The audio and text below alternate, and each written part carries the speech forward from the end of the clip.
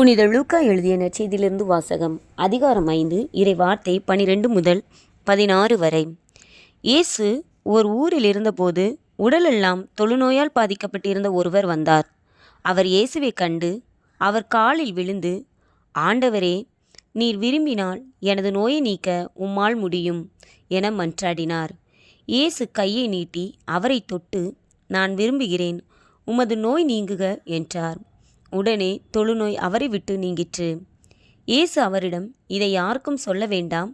நீர் போய் உம்மை குருவிடம் காட்டி நோய் நீங்கியதற்காக மோசே கட்டளையிட்டுள்ள காணிக்கையை செலுத்தும். நீர் நலமடைந்துள்ளீர் என்பது அது சான்றாகும் என்று கட்டளையிட்டார்.